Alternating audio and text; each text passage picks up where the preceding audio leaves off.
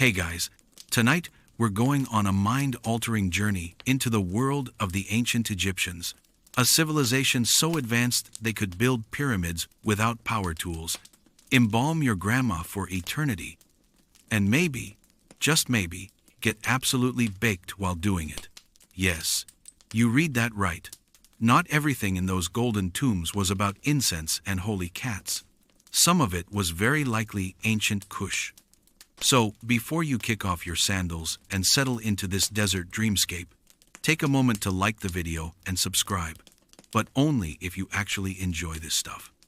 And hey, drop a comment telling me where you're listening from and what time it is. It's always 2:17 a.m. somewhere. Now, dim those lights, turn on a fan for that soft background hum. Get comfortable. Maybe tuck your feet in so an embalmed priest can't nibble your toes. Let's pause and ask the real questions here. Have you ever wondered what the average day looked like for an Egyptian who maybe accidentally inhaled too much blue lotus smoke? Were the pyramids aligned with the stars?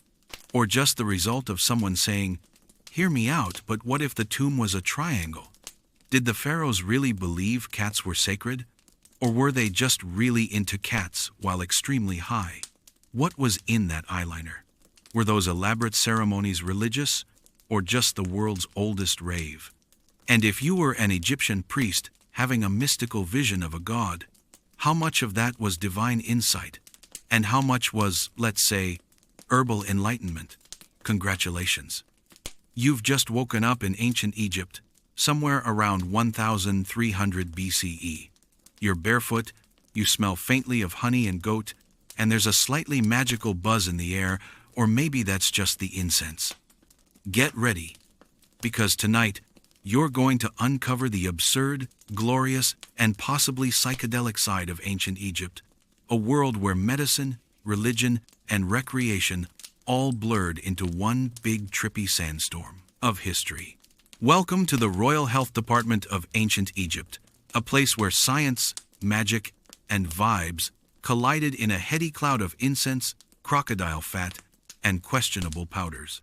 The pharaohs had access to the best of everything: gold, power, endless servants, and a medical cabinet that would make your local wellness influencer faint dramatically into a pile of essential oils. But here's the thing. When your job description includes son of Ra, living Horus, and occasionally must smite rebels, you're going to need a little help to keep going. And that help often came from the temple's version of pharmaceutical-grade herbal remedies. Or, in modern terms, things that would get you flagged by airport security and possibly also the FDA. Let's set the scene. You are the divine ruler of Egypt. Your wig weighs 10 pounds. Your crown is digging into your forehead, and someone just sacrificed a bull in your name. You haven't pooped right in a week. Your lower back hurts from sitting on a stone throne for 6 hours listening to high priests chant about lotus blossoms. So what do? Easy. You go see the Sunu, the royal physicians. They're part doctor, part priest, part plant-based wizard, and they've got a drawer full of remedies that sound suspiciously like a Burning Man survival kit. Saffron, cannabis, opium, blue lotus, fermented honey, and something called medicine of the gods, which sounds reassuring until you realize it's literally just powdered betel mixed with date wine. To be fair, Egyptian medicine was wildly ahead of its time. These weren't just random desert potion slingers. They knew how to suture wounds, set bones, and write terrifyingly detailed instructions on papyrus scrolls, with names like the Book for Banishing Demons That Cause, Tooth Pain, and also maybe make your feet talk. Some prescriptions were totally practical. Others included instructions like grind into powder, recite the name of Thoth 6 times, and blow it into the patient's ears while facing the west wind. Great. And then there's the ritual stuff. That's where things get dreamy. The Egyptian worldview didn't separate medicine from magic. So if you were ill, especially if you were pharaoh, it wasn't just a cold. It was probably a spiritual imbalance, a curse, or an angry deity poking your chakras with a metaphorical stick. The fix? Burn incense. Anoint the body with oils infused with sacred herbs. Drink a bit of poppy resin tea, and lie down while a priest whispered invocations to Sekhmet, the lion-headed goddess of healing, war, and possibly just being really intense. If you felt lightheaded, euphoric, or suddenly understood birdsong as prophecy, perfect. That was the medicine kicking in. And we're not even getting into the eye treatments. Pharaohs famously wore heavy kohl eyeliner, and it wasn't just to look dramatic in tomb carvings. The lead-based cosmetic also had antibacterial properties, and, weirdly, may have stimulated nitric oxide in the body, which means your eyeliner was both medicinal and maybe mildly psychoactive. Smoky eye, indeed. Now imagine you're lying in the palace chamber. The room smells of myrrh and juniper. Musicians play soft harp music. A high priest applies a poultice of fermented figs and cannabis to your chest, recites a 200-word spell involving serpents and barley, and offers you a blue lotus infusion that opens the spirit's eye. You drift into a haze, hovering somewhere between lucid dream and contact high. And suddenly, oh look, the god Horus is explaining taxes to you in falcon speak. That's not a hallucination. That's healthcare. So the next time you complain about long pharmacy lines or awkward doctor's visits, remember, the pharaohs had access to the ancient world's most elite wellness treatment, a blend of narcotics, theology, and strong vibes. And if the gods didn't heal you, at least you'd feel far enough away from the pain to stop noticing. And that, friends, is what we call divine symptom management. Before coffee, before wine, before that suspicious herbal tea your cousin swears isn't psychoactive, there was blue lotus. The ancient Egyptians loved this flower so much, they carved it into temple walls, painted it in tombs, wrote poems about it, and yes, probably got pleasantly buzzed using it. Blue lotus wasn't just a decorative pond plant. It was a lifestyle. Picture the Nile at dawn, pale gold light spilling over the river, fishermen already cursing in hieroglyphics at tangled nets, and somewhere on the bank, a priest scoops delicate blue lotus, blossoms from the water like he's preparing for a party no one else is invited to. The flowers float on the surface, opening with the sunrise and closing at night, like they've got their own internal schedule which, to the Egyptians, made them symbols of rebirth. To modern historians, it makes them symbols of let's ask no follow-up questions about what was in that chalice. But the secret of blue lotus isn't really a secret anymore. When soaked in wine, this sacred flower releases compounds, primarily aperphine, that act as a mild sedative and euphoric. Not enough to make you see dancing hippos, but enough to make you feel like you've just received a compliment from a god. And the Egyptians noticed early. They used blue lotus in everything: medicine, perfume, rituals, party beverages, romantic evenings by the Nile, if you know what I mean. Even nobles got in on it. You can find banquet paintings from Theban tombs showing guests lounging with blue lotus flowers pressed to their noses like ancient vape pens. Women wore them in their hair. Men floated them in wine cups. Musicians tucked them behind their ears during long temple ceremonies. It was the scent of celebration and the ancient relax button. But it wasn't just about getting mellow. The Egyptians believed blue lotus had spiritual power. It was associated with Nefertem, the youthful god of beauty and healing, often depicted holding, you guessed it, a giant blooming lotus. Myth said the world itself emerged from a primordial lotus, opening like a flower to reveal the sun god Ra, which probably explains why sipping lotus wine felt less like a drink and more like cosmic therapy. Ritual use was serious business. During funerary rites, blue lotus was offered to the dead.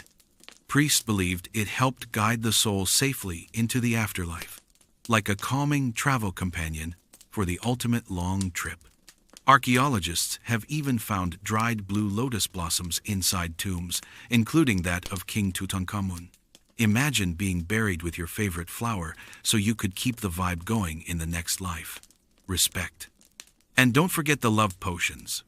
In Egyptian texts, blue lotus is linked to romance and sensuality.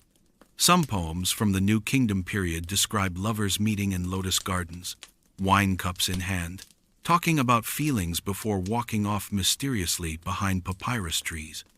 Let's just say the blue lotus mood was powerful. But while the elite enjoyed their lotus-soaked wine, ordinary Egyptians enjoyed more practical uses.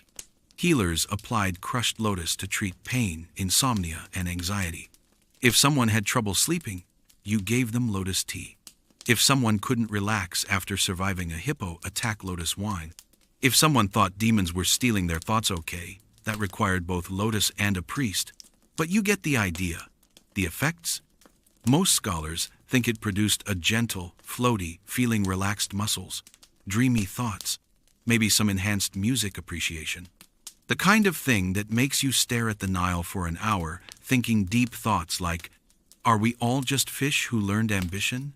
So, was Blue Lotus the world's first recreational drug? Maybe. Was it completely legal, divine, and socially encouraged? Absolutely. Did the Egyptians have better wellness rituals than we do? Without question. Because while we spend billions chasing calm through apps, scented candles, and 3 a.m. meditation playlists, the Egyptians figured it out 3,000 years ago. Hot climate plus sacred wine plus floating floral euphoria equals peace. Drink it slow. Offer some to the gods. Close your eyes. Let the river carry you. Step into an ancient Egyptian temple and your senses are instantly ambushed. Not by silence, but by sound-chanting voices, rhythmic drums, the clatter of sistrums. And not by cleanliness, but by scent. Thick, curling smoke wraps around your face like a mystical hug that forgot to shower. It's sweet, spicy, and just a little suspicious. Congratulations. You've just entered the ancient world's most sacred hotbox. Incense wasn't just a vibe. It was theology in vapor form. To the Egyptians, scent was a bridge between worlds. If you wanted to get a god's attention, you didn't write them a letter. You burned something fragrant and watched it rise. Smoke was prayer made visible. The nose, after all, was the divine delivery route. If it smelled good, the gods were interested. If it smelled bad, well, you probably offended someone with a jackal head. But incense did more than send messages skyward. It altered consciousness down here on earth. Many of the substances burned in temple rituals had physiological effects, not dance-on-the-ceiling effects, but the kind of gentle psychoactive nudge that makes you feel like the universe is nodding at you. Let's take a look at the ancient Egyptian holy smoke menu. 1. Frankincense, the Beyoncé of incense. Imported from the land of Punt, which is either modern Somalia or someone's poetic guess, this golden resin was prized for its uplifting, citrusy scent and mild euphoric effects. Priests used it to purify spaces, banish bad spirits, and possibly have a better time chanting for 7 hours straight. 2. Myrrh, the moody goth cousin of frankincense. Thick, earthy, and often burned with fat or wine, it was used in both healing and embalming. Myrrh was also believed to open the heart and protect the soul, helpful if you're about to have a very intense vision of the goddess Hathor while sitting in lotus position. 3. Kaifi. Now, this was the fancy stuff.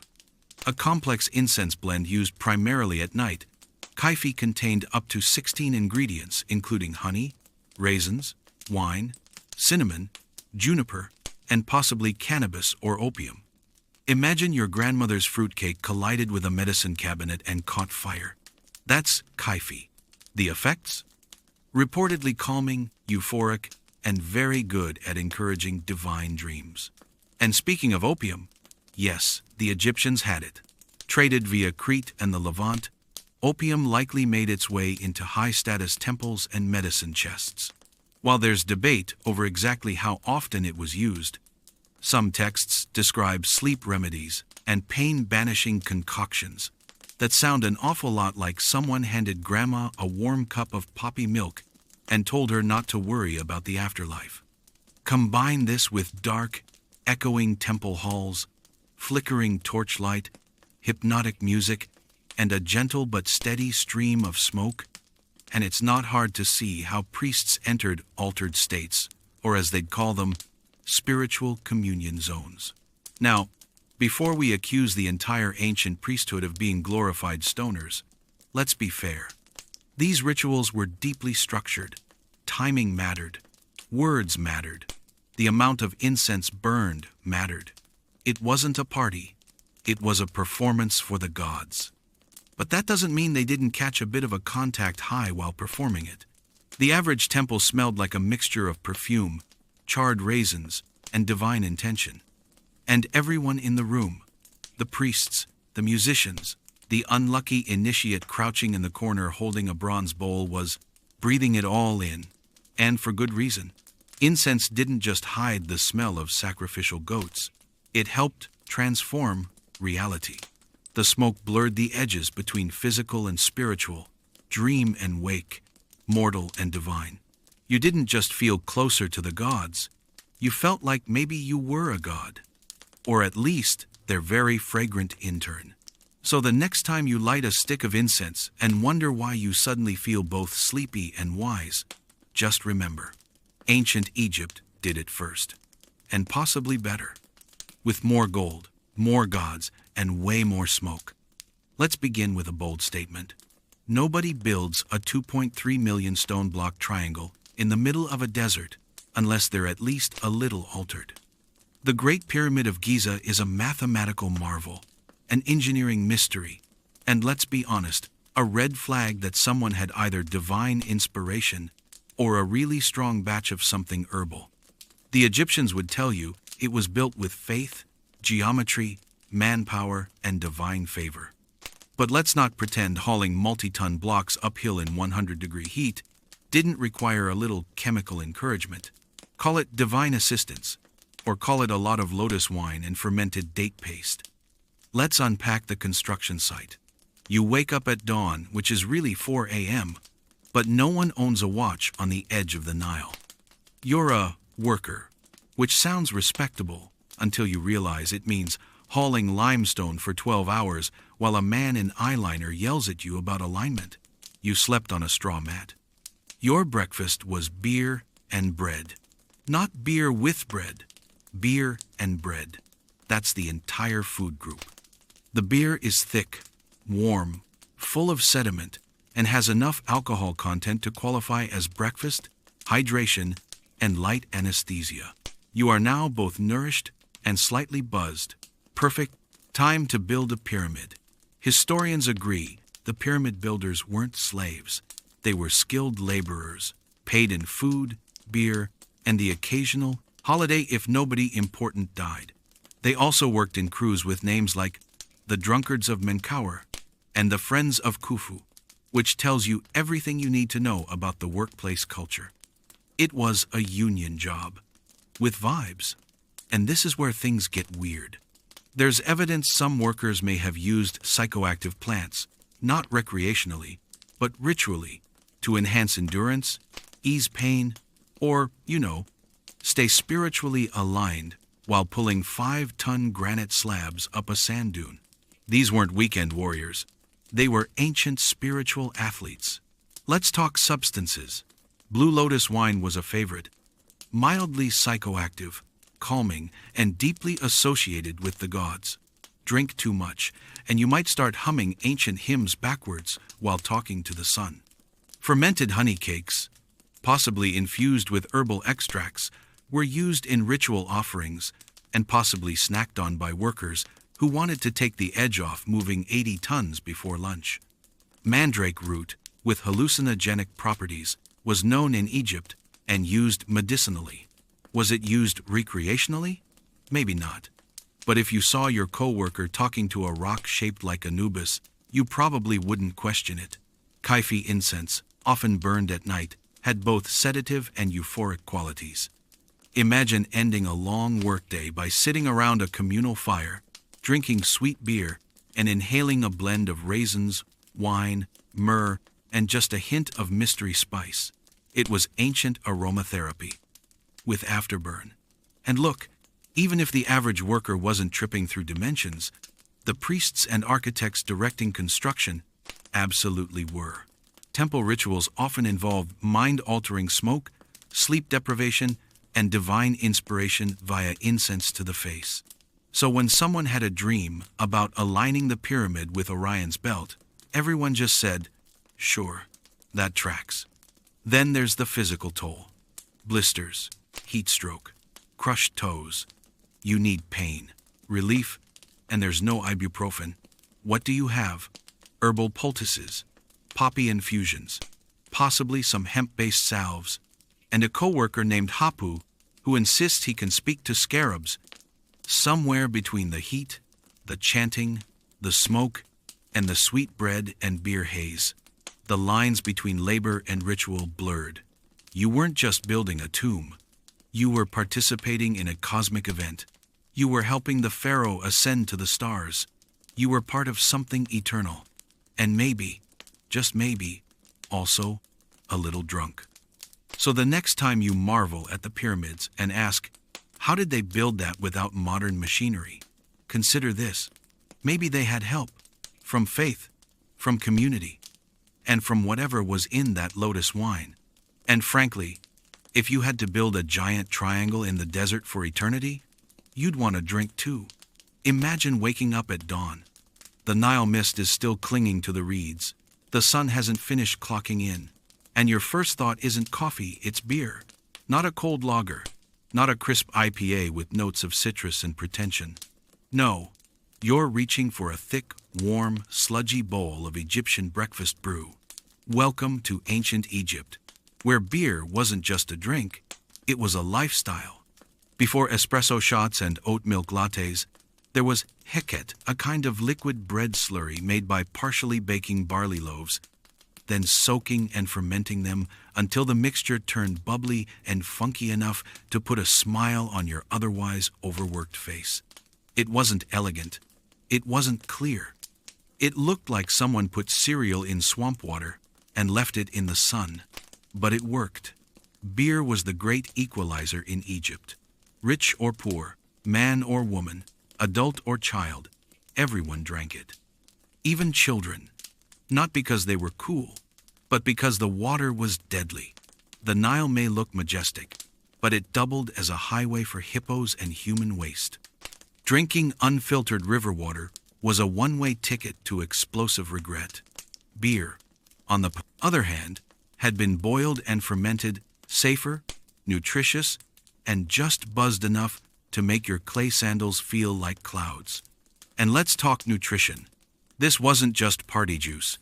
Egyptian beer was loaded with calories, vitamins, and probably the occasional crunchy barley surprise.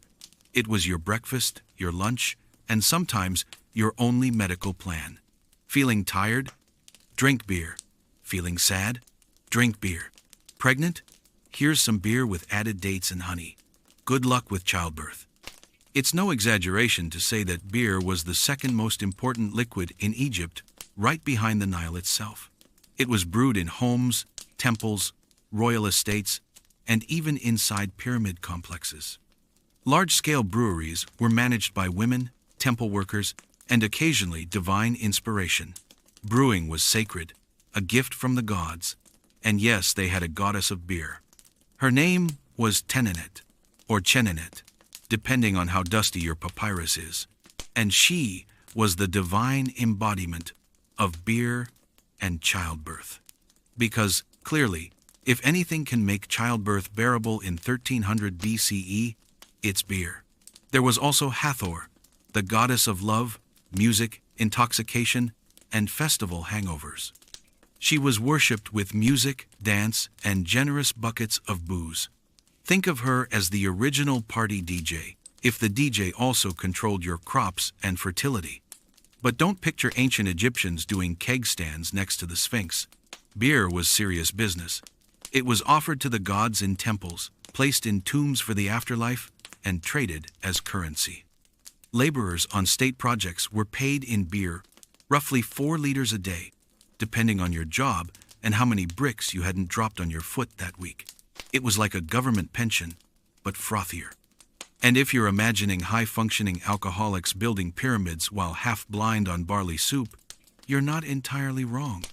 But this was small beer, low in alcohol, high in carbs, and unlikely to make you call an ex. It was more like drinking a mildly fermented smoothie with body odor and divine approval. Even in the afterlife, Egyptians wanted their brew. Tomb paintings show the dead being served beer in golden goblets by sexy servants with absolutely no sense of spill risk. Clay jars of ancient beer have been found sealed in tombs, patiently waiting 3,000 years for someone to invent brunch. So the next time you're sipping overpriced cold brew with a shot of existential dread, just remember, in ancient Egypt, beer was breakfast, prayer, payment, and prescription all in one sticky gourd.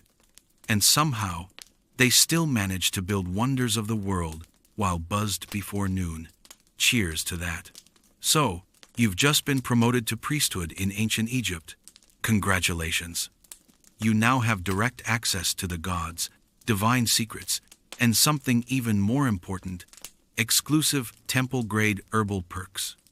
You may have expected silence and solemnity robes, rituals, and reverent whispers. And yes, there's plenty of that.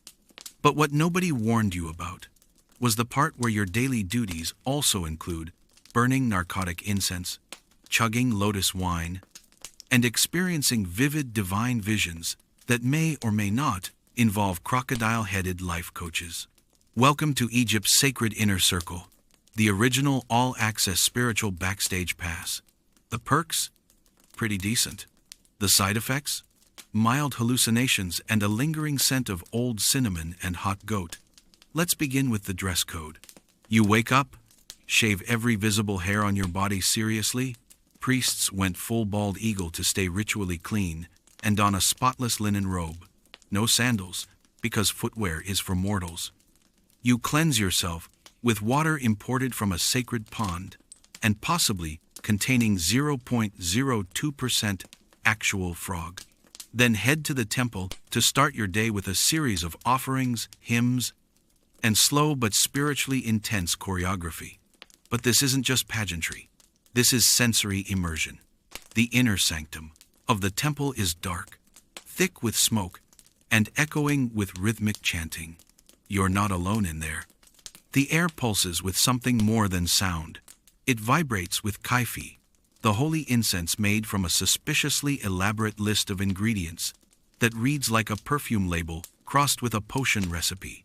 Raisins, wine, honey, myrrh, frankincense, cinnamon, and possibly, if you're in a temple with a cool high priest, a dash of cannabis or poppy resin. Yes, that kind of poppy resin. These weren't random smells for ambiance. They were designed to alter your consciousness, open your perception, and essentially make it easier to receive messages from the gods, also known as seeing slightly glowing things talk to you about the afterlife while someone plays a harp in D minor. Priests were expected to interact with the divine on a regular basis. That's a tall order when you've had no sleep and someone smeared sacred oil on your third eye. So they used tools, herbs, resins, fermented elixirs, and ritual hypnosis, all blended into a divine cocktail of spiritual disassociation. It wasn't recreational, it was occupationally required dissociation. And let's not forget the blue lotus wine. Consumed during rituals, ceremonies, or particularly long monologues from the god Thoth, it induced a calming, euphoric effect. Not a full trip, just a gentle slide into a higher realm where gods nod solemnly while you confess your toenail-related sins.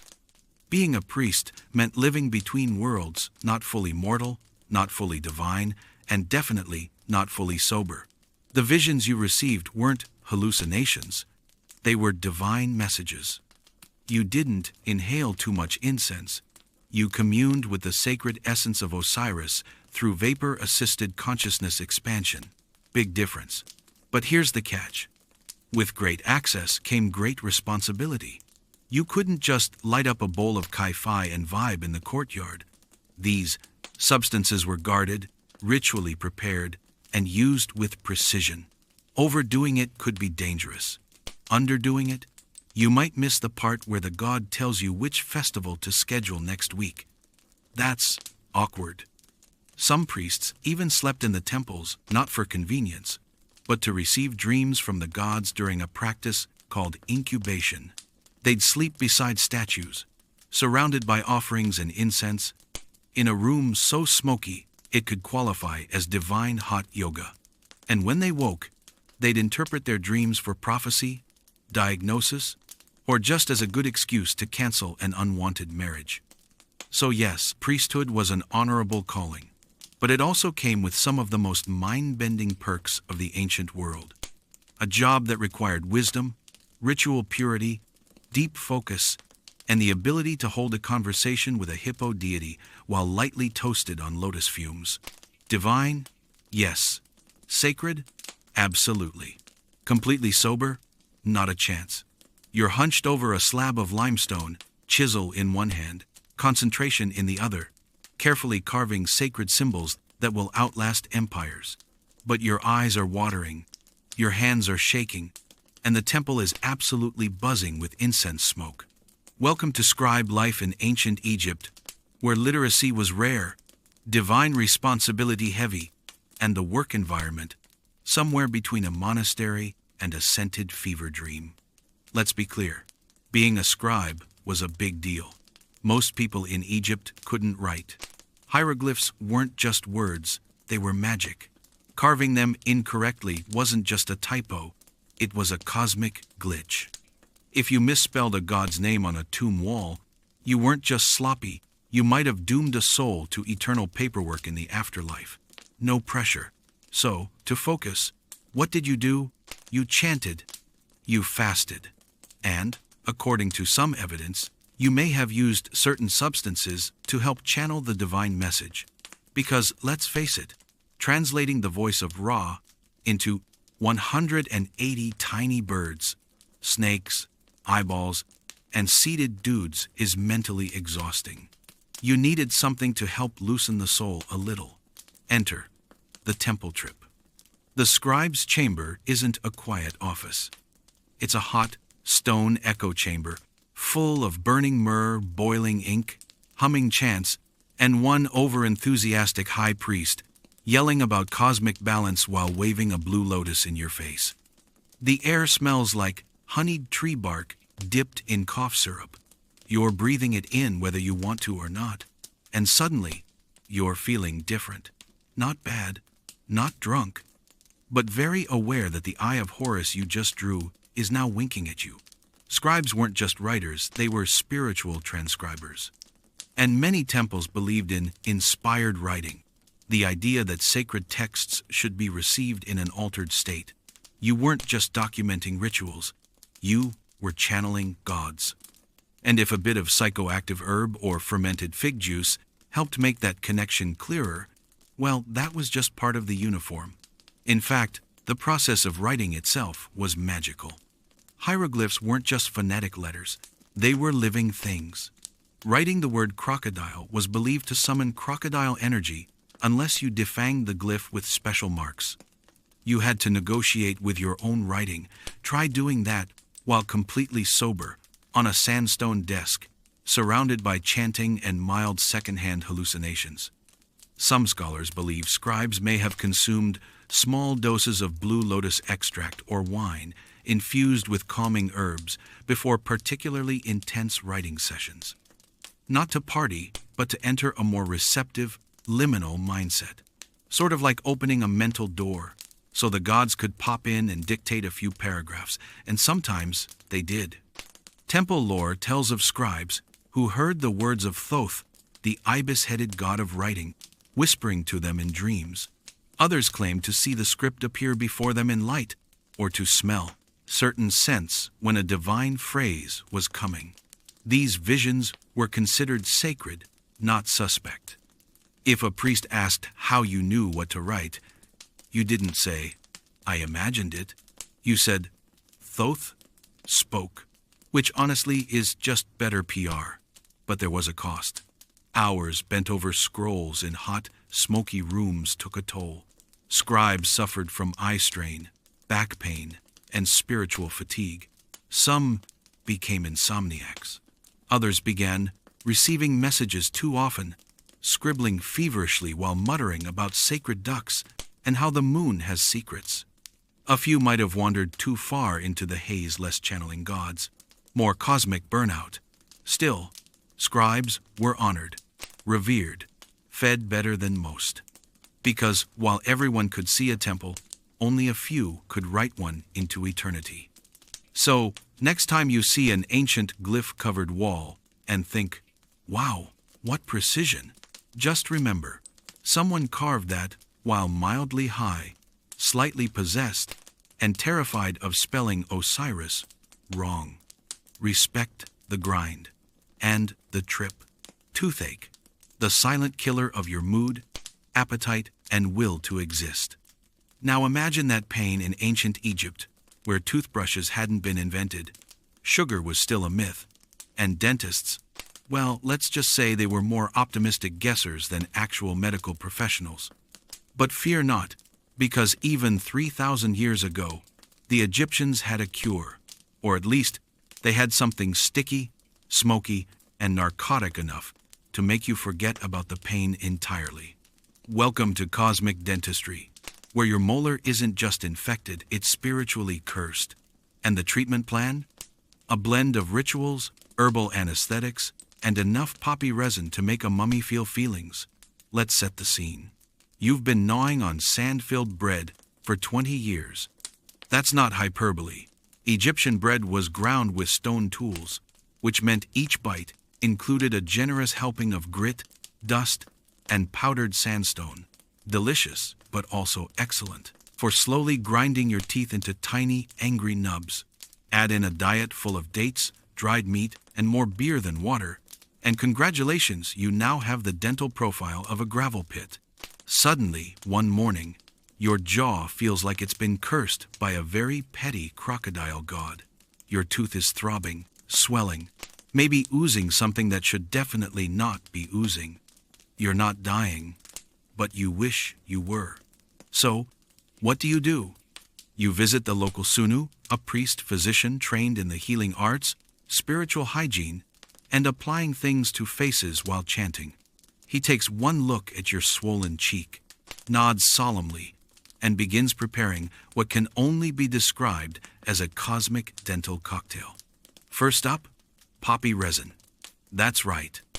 Ancient Egyptian dentists didn't have Novocaine, but they did have opium imported from Cyprus and the Near East.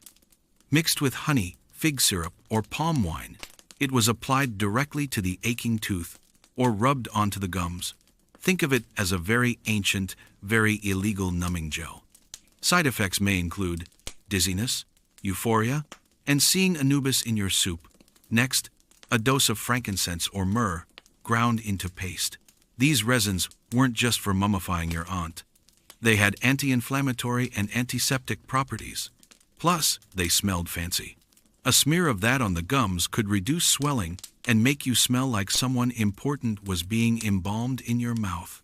Then came the ritual chanting, because pain wasn't just physical, it was spiritual. Egyptians believed illnesses had supernatural causes, curses, spirits, or gods who were just in a bit of a mood.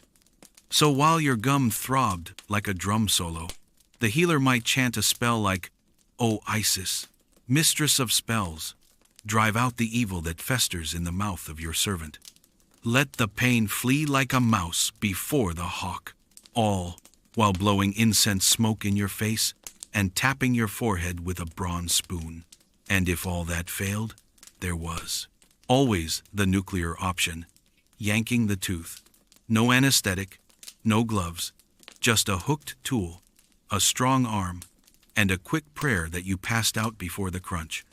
Surprisingly, Egyptians didn't perform many extractions. Most treatments focused on relief, not removal. Archaeological evidence shows that they rarely removed teeth. preferring instead to apply soothing pastes and drugs, and then wait for the pain to resolve or for the patient to die of something else, which was always on the table. But in elite circles, the pharaoh's dental care was next level. Mummified royals have been found with linen-wrapped fillings, gold-threaded dental work, and traces of narcotic resins still clinging to molars. Because when you're a living god, even your cavities get deluxe treatment. So the next time your dentist gives you a numbing shot and charges you $300 for floss advice, remember, in ancient Egypt, they treated toothaches with honey, opium, holy spells, and hope. And somehow, it kind of worked. You've died. Bummer. But don't worry, you're in ancient Egypt, where death isn't the end. It's just the beginning of a multi-step journey through the afterlife, complete with snakes, fire lakes, talking doors, and 42 minor gods who all want to check your paperwork. So naturally, you're going to need a few supplies: food, jewelry, comfy sandals, and apparently, a stash of weed. Yes, marijuana, cannabis sativa, sacred herb, spiritual smoke. Whatever you want to call it, the Egyptians may have packed it right next to your amulets and backup loincloths, just in case you needed to chill between soul-judging trials. Let's start with the evidence. In 1997, researchers analyzing ancient mummy tissue discovered traces of tetrahydrocannabinol, the psychoactive compound found in cannabis, lingering in the remains of several high-status individuals, including the famously embalmed Ramesses II. While contamination is always a possibility, it does beg the question: were Egypt's elite smoking their way to the afterlife? And if so, why? To the Egyptians, death wasn't scary. It was a complicated relocation. You didn't just die, you traveled. Your spirit embarked on a perilous trek through the Duat, or underworld, full of puzzles, monsters, and judgment rituals that made airport customs look forgiving. But once you made it, eternal peace, music, fields of grain, and probably a lot of cats. You know heaven. But getting there required stamina, mental clarity, and maybe the ability to relax while your heart was weighed on a cosmic scale next to a feather. That's a tough ask without a little pharmaceutical support. Enter ritual cannabis. While Egyptologists still debate the extent of cannabis use, there's growing evidence that hemp was cultivated in the region for rope and oil, and that cannabis may have been burned or infused for medicinal and ritual purposes. Papyrus texts describe treatments for everything from inflammation to mood disorders, using plant infusions that may have included marijuana-like substances. In some tombs, residues of cannabis and other aromatic herbs have been found in funerary jars and wrapping linens. Not enough to stock a dispensary, but enough to suggest the dead were going into the afterlife with something stronger than lavender. And it makes sense. Embalming wasn't just body prep, it was spiritual fine-tuning. The process involved fragrant oils, resins, chants, and very specific rituals, all designed to transform a smelly corpse into a glorified, eternal being. Inhaling sacred smoke was part of that. Some of it was antiseptic, some was symbolic, and some might have just made the whole job of wrapping a body in 500 feet of linen slightly more tolerable. Let's not forget the priests doing the embalming. These weren't your average neighborhood embalmers. They were temple-trained specialists, operating under intense religious pressure, likely surrounded by frankincense, myrrh, cannabis, and kaifi, smoke a fragrant mix known to have soothing and mildly psychoactive effects. Imagine trying to preserve the body of a god king while navigating a cloud of holy vapor and chanting about intestines. That's a workplace wellness policy we can get behind. And what about the rituals for the dead? Some funerary texts and ceremonies include references to opening the senses, purifying the soul, and preparing the body to hear the words of the gods. That's very poetic, and also a little suspicious when paired with hotbox tombs and herbal wine. It's entirely possible that these practices weren't just symbolic. They were sensory events, designed to guide the dead and the living into altered states where they could see, hear, and understand the divine. In other words, ancient Egypt may have been the first culture to say, "You can't take it with you unless it's really good kush." So, was mummification a sacred spiritual process? Yes. Was it also a chance to sneak a little herb into the next life? Also, possibly, yes. Because when you're staring down eternity, you might want to bring something that helps you mellow out while waiting to be judged by a jackal-headed deity, just in case. You're walking through a quiet temple courtyard when suddenly drums, flutes, singing, women laughing. A priest drops his censer mid-sway. Somewhere in the distance, someone is definitely throwing up behind a palm tree. Welcome to the Festival of Drunkenness, ancient Egypt's most sacred excuse to absolutely lose your mind. Yes, it was religious. Yes, it was wild. Yes, it involved getting so obliterated on beer and wine that you forgot your own name, your sandals, and possibly your species. Let's break it down. This wasn't just a kegger with incense. The Festival of Drunkenness was a massive annual celebration held in honor of the goddess Hathor, deity of music, joy, love, beauty, and casual wine-fueled blackouts. She was the goddess you prayed to when you wanted a good time, a good romance, or a good excuse to not remember what happened last night. The origins of the festival are as chaotic as the celebration itself. According to ancient myth, humanity once got too rebellious.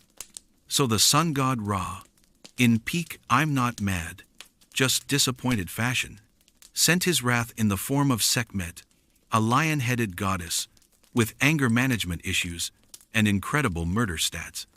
She rampaged across the land, devouring people like they were free samples at the market.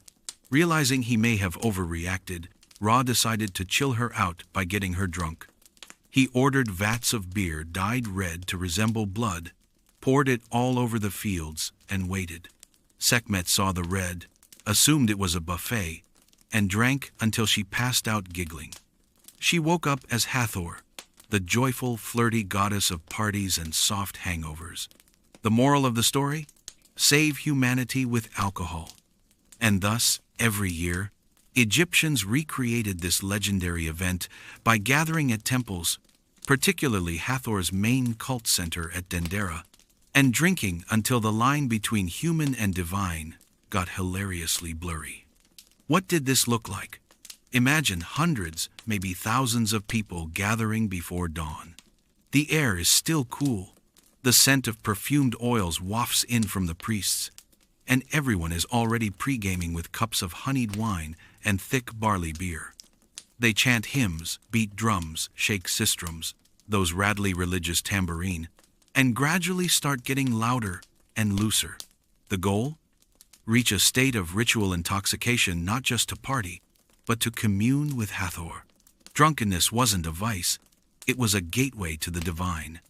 The inebriation symbolized joy, transformation, and the triumph of love and music over destruction.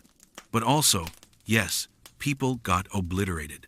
The festival included dancing, singing, probably some regrettable flirting, and sometimes ritual sex, or at least a lot of spiritual cuddling behind temple columns. Devotees were encouraged to wake the goddess through noise, movement, and enthusiasm, all while drinking enough to make the afterlife seem like a very real, very attractive alternative to mourning responsibilities. The priests supervised, but even they joined in.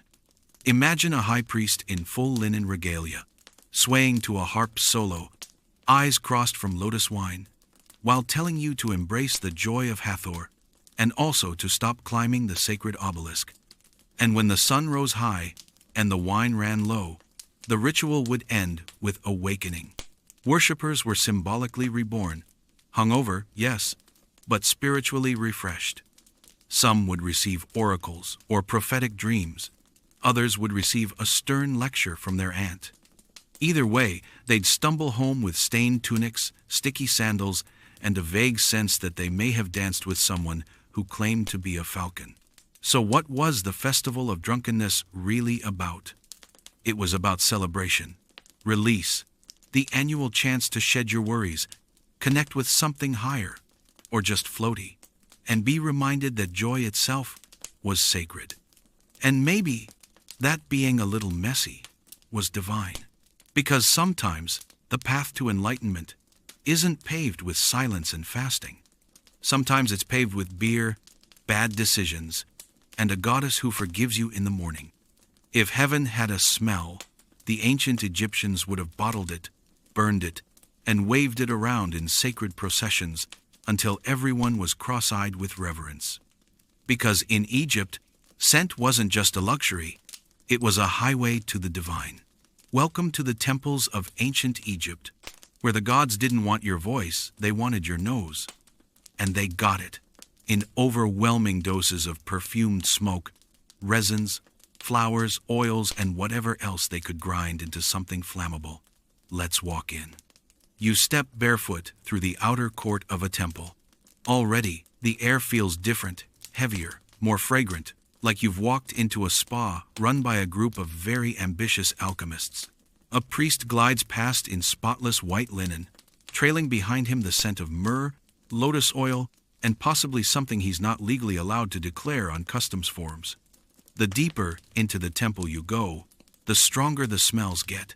Not unpleasant, but intense. A thick mixture of sacred smoke and divine funk. It clings to your skin, nestles in your hair, and gently wrestles your brain into a more meditative mood. Or, at the very least, a slightly dazed one. This is not by accident. The Egyptians believed scent was a direct pathway to the gods.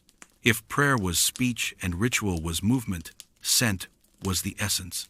The thing that crossed the boundary between physical and spiritual. The invisible gift. The fragrant offering that said, "Hey divine being, please notice me.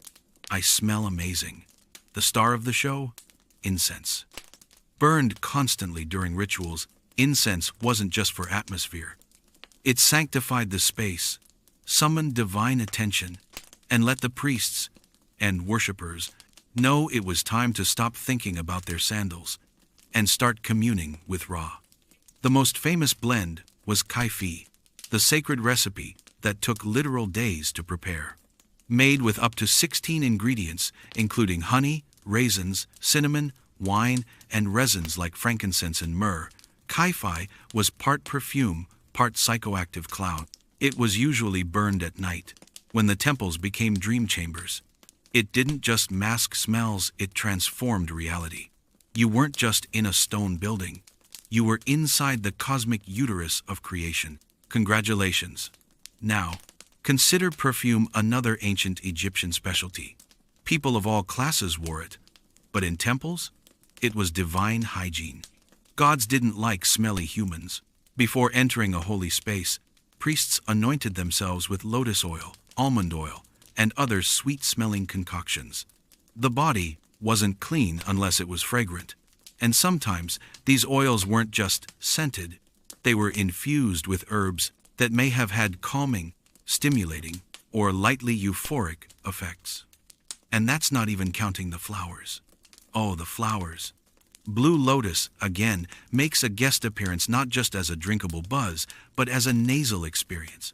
Priests often carried or wore lotus blossoms, pressing them to their noses in a slow, rhythmic inhale that today might be mistaken for someone desperately trying to stay awake in yoga class. These weren't just floral arrangements, they were tools for trance. The overall effect? Trance state, altered awareness, mild euphoria. You're inside a sensory chamber designed to gently tear down your regular thoughts and rebuild them in a more sacred order. It's like a religious vaporwave album. You're not supposed to understand everything. You're supposed to feel the divine through your nostrils. Even the gods got in on the sniffing. Many statues had their faces positioned to catch the smoke from incense burners. Some gods, like Nefertem, were explicitly associated with scent. He was the god of perfumes and healing. often shown emerging from a lotus flower with the world's most blessed sinuses. So the next time you light a candle or spritz perfume and suddenly feel a little more at peace, remember, the ancient Egyptians were doing that, but harder, smokier, and with a much higher chance of seeing a falcon deity wink at you through the haze. Because in Egypt, enlightenment didn't always come from visions. Sometimes, it came from the nose. Okay, let's tread carefully. And by carefully, I mean tiptoe wildly into speculative territory, like a barefoot priest chasing a vision through a field of ancient mushrooms. Because while there's no definitive archaeological evidence of widespread psychedelic mushroom use in ancient Egypt, there's just enough weirdness to make you tilt your head and say, wait, what was in that stew? First things first, fungi existed. Egypt's hot, dry climate doesn't preserve mushrooms well, but that doesn't mean they weren't there. The Nile floodplain, with its rich, damp soil and seasonal rotfests, would have been a prime breeding ground for all kinds of funky fungi. Edible mushrooms? Probably. Psychoactive ones? Possibly. Dangerous hallucination-inducing death caps? Definitely. Nature doesn't care about your spiritual journey, but the real fun starts when you look at the mythology. Egyptian mythology is already wild sky goddesses, swallowing the sun, crocodile-headed accountants, judging your soul, falcon-eyed deities, wearing more eyeliner than a 2007 emo band. But dig a little deeper and you'll find recurring themes of rebirth, transformation, and inner journeys that suspiciously resemble psychedelic experiences. Take the lotus motif. It's everywhere, bursting from the sun god at creation, blooming in sacred ponds, stuck in the noses of literally every painted noble. While we know blue lotus has mild psychoactive effects, some researchers wonder if the lotus itself is symbolic of altered states, possibly standing in for other mind-expanding plants or fungi that were less socially acceptable to paint into the walls of a tomb. Or consider the jed pillar, an ancient symbol of stability and eternal life. In some depictions, it's surrounded by serpents and cosmic energy, looking remarkably like a stylized spinal column undergoing a full-blown Kundalini awakening. Now, that could be pure coincidence. Or it could be the result of someone tripping so hard they describe their back as vibrating like Osiris's cosmic Wi-Fi signal. But perhaps the weirdest clue comes from Egypt's ritual festivals and dream temples. Pilgrims would travel long distances to sleep in sacred spaces, usually after being anointed with oils, given something to drink, and wrapped in incense so thick you'd need divine nostrils to breathe. Then they'd have vivid dreams, often interpreted as messages from the gods. Sounds like a mild sedative, right? Or something stronger?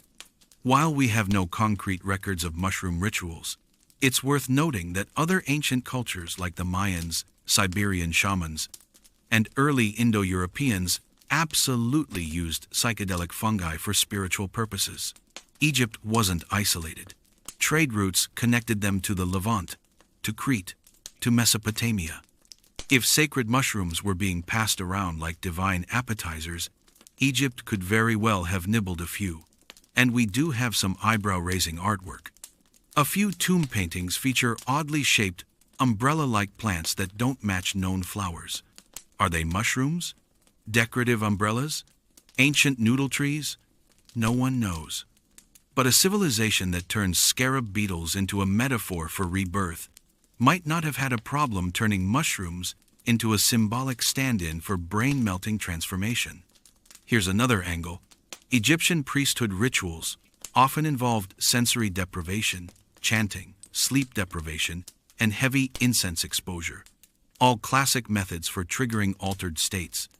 If they also happen to drop a bit of psychoactive mushroom in the wine, well, you might just have the earliest version of a guided psychedelic trip.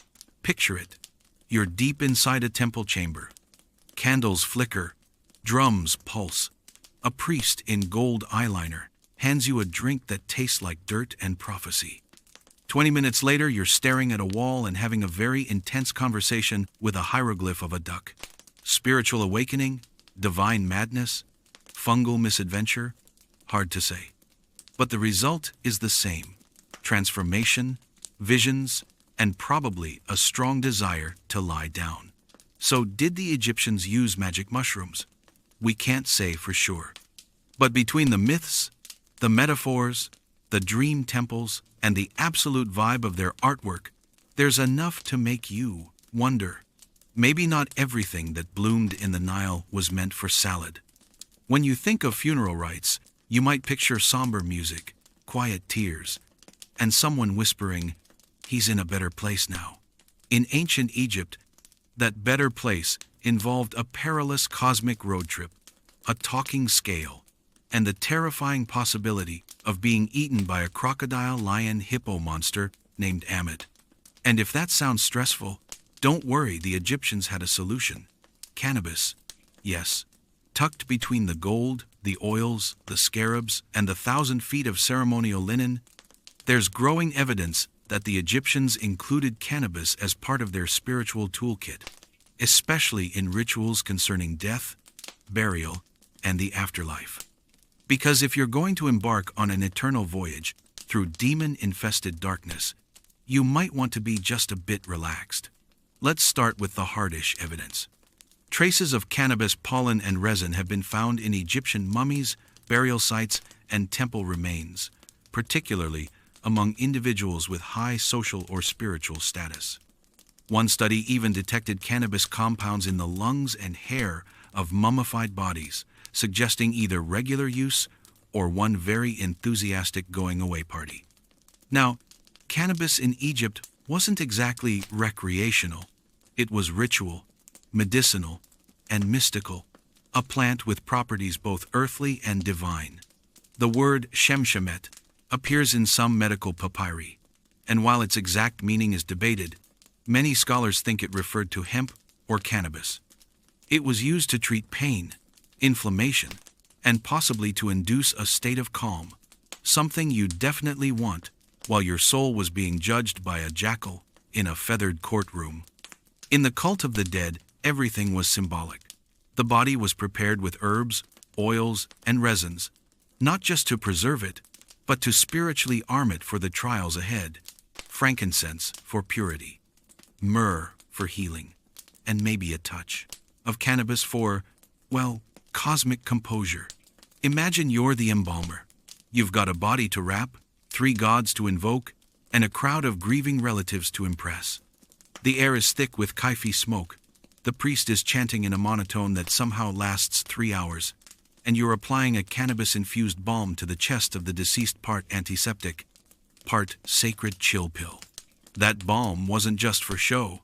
Cannabis oils may have been used to relax muscles, ease joint stiffness, and reduce inflammation during mummification. Some ingredients in embalming formulas even have psychoactive potential, not necessarily to launch the dead into the cosmos, but to help connect the living to the divine during the ritual. Because funerals weren't quiet affairs. They were transformative ceremonies, where everyone, not just the dead, participated in a sacred moment of transition. And cannabis, in small, ritual doses, may have been burned, brewed, or applied to elevate the consciousness of priests and mourners alike. Let's picture it. You're standing in the courtyard of a tomb, dressed in white linen, holding a bouquet of lotus and papyrus. Smoke drifts from an incense burner, thick, sweet, unfamiliar. You inhale, a warmth spreads through your chest. You feel calm, still. The priest begins the opening of the mouth ceremony, allowing the deceased to breathe, speak, and eat in the afterlife. You swear you hear the mummy whisper, "Thank you." You don't freak out, you just nod. That's the cannabis talking. For the Egyptians, death wasn't the end. It was a rebirth, a passage into a realm more real than this one. And what better way to enter that realm or guide someone there than with the help of a plant that softens fear, eases pain, and expands perception. They didn't call it getting high. They called it preparing the soul.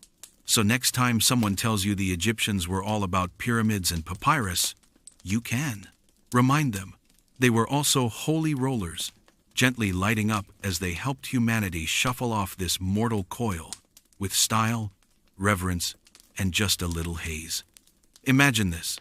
You're lying in bed on a straw mat, drenched in sweat, shivering under a woven linen sheet, even though it's 105 degrees outside. Your skin is hotter than a desert kiln.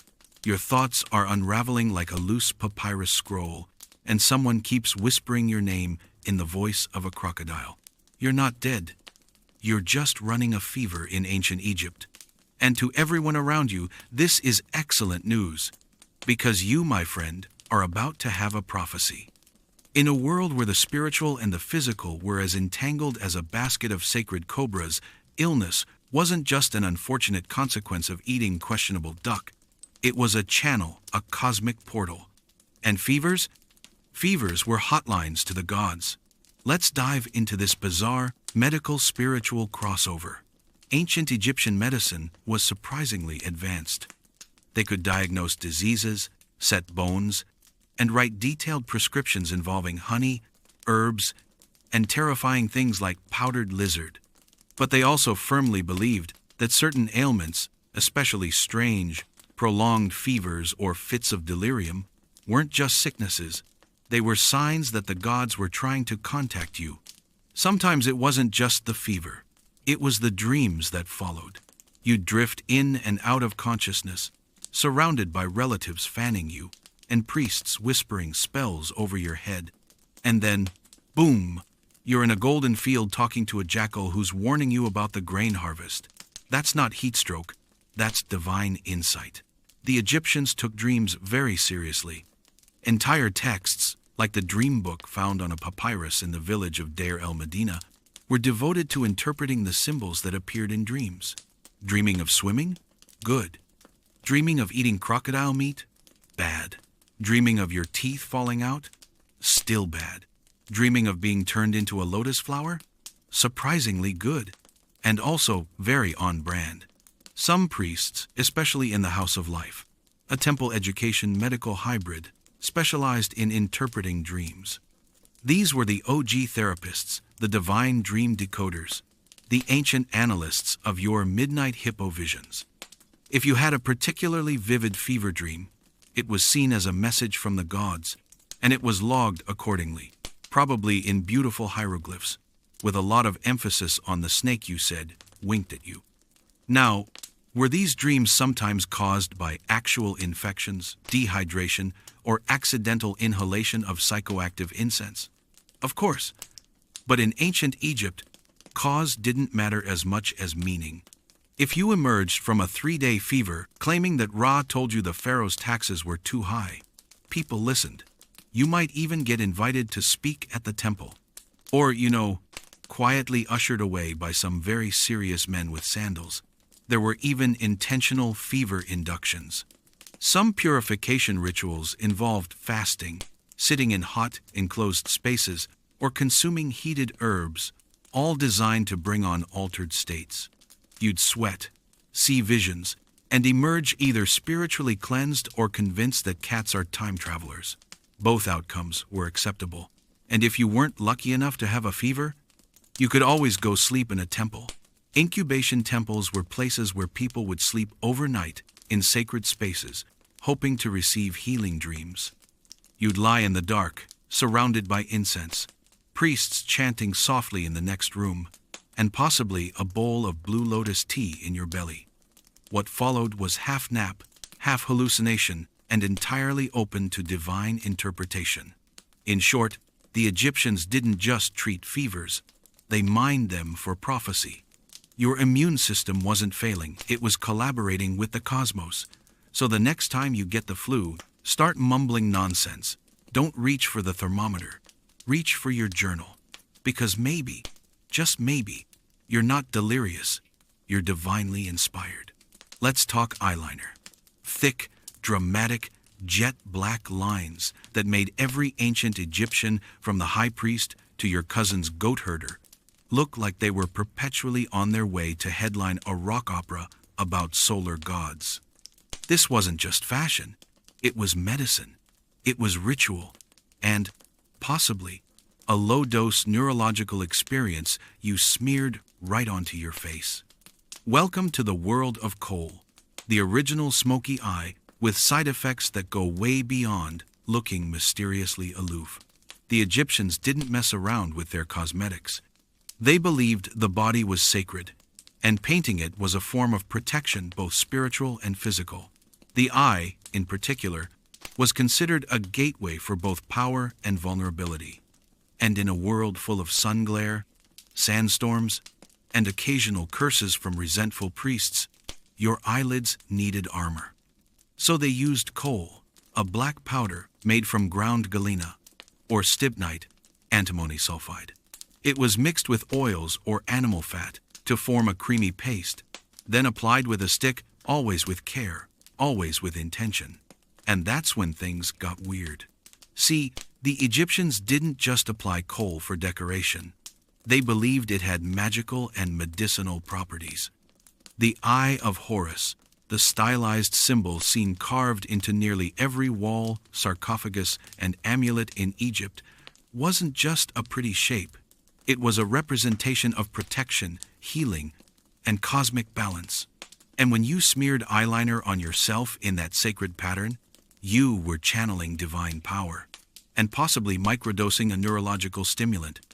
Here's where science crashes the coal party. Modern studies have shown that the lead compounds used in Egyptian coal can stimulate the production of nitric oxide when applied to human skin in tiny amounts.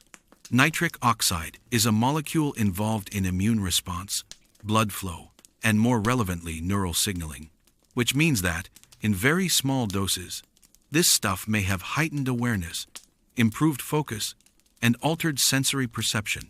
In modern terms, not enough to make you see God, but maybe enough to make you feel like He's sitting just slightly to your left. Now imagine you're a temple priest, or a royal scribe. You've fasted for a day, you've inhaled 3 hours of Kai-Fi incense, and you're preparing for a ceremony in which you're expected to chant divine names backwards while staring into the eyes of a falcon statue. You dip your eyeliner stick into a coal pot, apply the Eye of Horus on your face, and wait. A moment later, a sense of clarity, a shift in your mood. The flicker of light seems different. You're not hallucinating, but your brain has changed gears. You feel attuned. No wonder they wore this stuff constantly. But it wasn't just the elite. Everyone wore coal. Men, women, children. It wasn't gendered. It was cultural protocol. It protected against eye infections. It reduced sun glare. It kept the flies away. And, according to several healing spells, it also prevented the evil eye, demon gnats, and spontaneous ocular betrayal. Ancient Egypt, thorough in their paranoia. The act of applying it was ritualistic. You didn't just smear it on while running out the door with toast in your mouth. You looked into a polished copper mirror, recited prayers, and traced sacred geometry around your eyes. It wasn't vanity, it was spiritual hygiene, a daily moment of grounding, of transformation, and possibly a mild neural buzz. So the next time you see those dramatic eye lines on a pharaoh statue or a wall painting and think, wow, they were fabulous, remember, yes, they were fabulous. But they were also chemically prepared to commune with the gods. The Eye of Horus wasn't just watching, it was feeling something. If you've ever sipped a glass of wine and thought, wow, I feel kind of divine, then congratulations, you already understand the central theology of Hathor's temple. Because in ancient Egypt, one goddess didn't just tolerate a little merrymaking, she practically demanded it. Her name was Hathor, and she was the deity of love, music, beauty, joy, and inebriation. Yes, you heard that right. In ancient theology, there was literally a goddess whose divine portfolio included getting blissfully, ritualistically tipsy. Welcome to Hathor's temple, part holy site, part all-inclusive spiritual girls' night. Let's set the mood. You're walking into the temple of Hathor at Dendera, the epicenter of her worship. The walls are covered in vibrant, color-drenched carvings. Musicians with sistrums, dancers mid-spin, and Hathor herself often shown as a cow, or a woman with cow ears, because nothing says party goddess like sacred bovine energy. But this isn't your typical somber temple experience. There's music, there's laughing, and somewhere in the corner, someone is definitely trying to balance a cup of lotus wine on their head for the gods. This wasn't chaos, it was divine ecstasy, carefully structured in ritual. Hathor's worship revolved around the idea that joy itself was sacred. Emotional release through music, dance, intoxication was a way to transcend everyday burdens and access a higher spiritual state. When you felt good, you were closer to the divine, and when you felt really good, you were basically one ecstatic harp solo away from godhood. Central to this experience was ritual inebriation, not sloppy drunkenness, but a purposeful loosening of the mind through wine, blue lotus infusion, incense, and rhythmic music. Worshippers, usually women, though men weren't excluded, would gather for ceremonies involving song, dance, offerings, and intentional spiritual intoxication. The goal? To invoke Hathor herself, to feel her presence, to let go of the ego and be filled with love, beauty, and bliss, and possibly also giggles. One of the most important ritual objects was the sistrum, a rattling, tambourine-like instrument that created a soft, hypnotic clatter. It was said to calm Hathor, to summon her presence, to protect against chaos. And when shaken in the right rhythm, while under the influence of some well-aged date wine and a face full of kai-fi smoke, it could produce altered states of consciousness so powerful you'd swear the goddess was dancing beside you, which, in temple terms, meant the ritual was working. But the real star of the show? The Festival of Drunkenness, a massive celebration held in Hathor's honor, see segment 10, during which participants drank heavily, danced wildly, and experienced divine dreams. But inside the temple, a more refined version of that spiritual intoxication took place, year-round, quieter, but still potent. Priestesses of Hathor were known to induce trances, often through a combination of wine, incense, movement, and chanting. These weren't party tricks. These were sacred duties, performed in service of healing, fertility, and emotional restoration. Some rituals involved dream interpretation. Others involved ritual lamentations, deep, cathartic wailing to release sorrow and transform it into joy, all while bathed in incense and the soft golden light of oil lamps. And yes, lotus wine flowed. This wasn't the kind of wine you grab at a gas station. This was fermented nectar laced with psychoactive blue lotus, designed not just to loosen the tongue, but to open the heart and the spirit. The drink was often offered to statues of the goddess, then consumed communally as if saying, "Here's to you, Hathor," and also, "Please make my marriage better." So, was this spiritual work? Yes. Was it therapy? Also yes. Was it low-key a wellness retreat run by a divine cow? Technically, yes. Because for the followers of Hathor, healing didn't always require fasting or silence. Sometimes it required a little wine, a lot of music, and the freedom to feel joy without apology. And in a world of toil, drought, and funerals, that kind of sacred inebriation wasn't just indulgent, it was necessary. Wine in ancient Egypt wasn't just for sipping under a fig tree while debating pyramid aesthetics. It was sacred. It was social. It was mildly dangerous. And in some circles, it was definitely spiked. We're not talking about slipping something into your pharaoh's chalice at a dinner party. No, this was an intentional, ritualistic infusion of wine with herbs, flowers, and the occasional psychoactive surprise. The goal? To reach a state of divine clarity, or, depending on the vintage, divine confusion. Let's uncork this. Wine in Egypt was originally a luxury reserved for the upper classes. While the common people guzzled their thick barley beer, Nobles and priests were sipping on fermented grape juice like it was liquid starlight. But wine alone wasn't enough. Egyptians loved tinkering with flavor, fragrance, and function, which led to the invention of the herbal wine cocktail, or as we might call it today, ritual sangria, with spiritual side effects. The most famous of these infusions? Blue lotus wine. We've talked about blue lotus already, see segment 2, but this was one of its most potent forms. The petals of the blue lotus, a flower with mild sedative and euphoric properties, were steeped in wine and then offered during religious festivals, funerary rites, or very intense date nights. The resulting drink wasn't just tasty. It was said to open the heart, calm the nerves, and make communion with the divine just a bit easier and a lot more fun. But Blue Lotus wasn't alone in the lineup. Egyptian winemakers were adding all kinds of herbal blends to their brews. Mandrake, a root with sedative and possibly hallucinogenic effects. Add it to wine and you've got a sleepy time tonic. Or, accidentally, the start of a magical crime scene. Henbane. Used carefully, this plant could induce visions. Used carelessly, it could induce your ancestors coming to pick you up early. Frankincense and myrrh. Not just for burning when steeped into wine, they were believed to calm the soul and purify the drinker. Like a spa day in a goblet. This wasn't about getting drunk, though that definitely happened. It was about shifting consciousness, especially during rituals and ceremonies. A priest might drink a cup of spiked wine before delivering an oracle.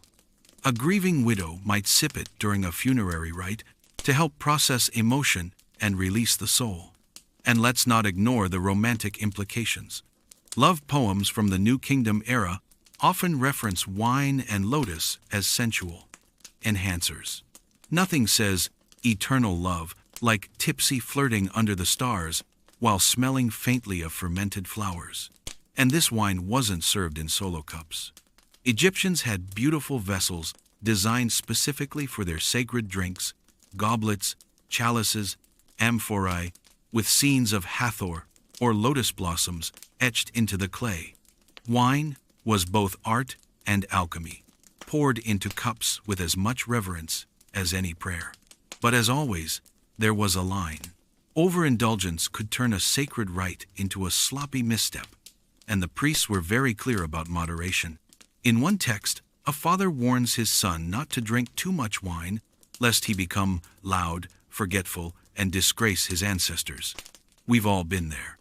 Still, controlled intoxication was viewed as a form of divine communication. The state between sober and smashed was where the veil thinned, where mortals could feel the gods. It wasn't about losing control. It was about gaining perspective. A sip of lotus wine was a sacred invitation to let go of ego, fear, and social inhibition and just be. And isn't that what we all want, really? So next time someone clinks a glass and says, "Cheers," think of the ancient Egyptians tipping a cup of spiced floral wine to Hathor, to the afterlife, and to the hope that whatever's in this drink leads to visions, not vomiting. Divine intoxication, with a twist. Divine visions, the cornerstone of ancient spiritual experience. The moment when the veil lifts, your third eye pops open like a startled cobra, and a god appears to tell you the secrets of the cosmos, or at least which days are unlucky to do laundry. But let's be honest, not every vision was divine. Sometimes it was heat stroke, sometimes it was dodgy fish, and sometimes, and this happened more than anyone wants to admit, it was the direct result of combining poorly fermented wine with blue lotus, too much sun, and not enough common sense. Let's take a moment to celebrate the accidental prophets, the hallucinating holy men, and the priestesses who may have just really needed a nap. Scenario 1. The oracle who ate the wrong date cake. Picture a solemn gathering in a temple courtyard. A priestess stands still, eyes closed, swaying slightly as she channels the will of Hathor. The crowd holds its breath. She opens her mouth and says, "The river will turn into a serpent and devour all your sandals." Stunned silence. Someone in the back whispers, "Didn't she eat all the fig cakes this morning?" Turns out, those cakes were infused with an extra helping of mandrake, meant for a different ritual entirely. The prophecy? Not exactly canon, but for the next month, people still left their sandals indoors, just in case. Scenario 2. A falcon spoke to me, or maybe it was a breeze. In the sweltering temple of Horus, a young initiate receives his first vision. He's been fasting for 2 days, doused in lotus oil, and his face is still tingling from the heavy application of kohl. Suddenly, he hears a whoosh, sees a shadow move across the floor, and feels the undeniable presence of Horus. He rushes out to tell the priests. Turns out, a large ibis flew overhead, and someone opened a window. No one tells him. They just let him keep believing it because, honestly, he's glowing with confidence, and that's good for morale. Scenario 3. The priest who interpreted a cough as divine judgment. A priest mid-ceremony sneezes violently 3 times in a row, then coughs. Naturally, this is interpreted as a bad omen.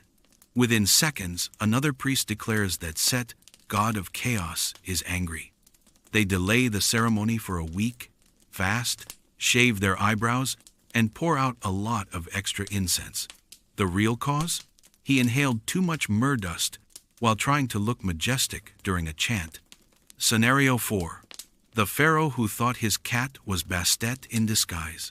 One of the more well-documented pharaohs was known for having a deep spiritual connection with his cat. He believed she was the living embodiment of Bastet, goddess of protection and home. Every time she meowed, he interpreted it as divine instruction. She meowed for food. He declared a festival. She hissed at a foreign ambassador. He declared war. She napped for 17 hours. He called it a celestial meditation and built her a small pyramid. Historians later agreed that the cat was not, in fact, divine, just very persuasive. Scenario 5. The dream that predicted rain. On laundry day.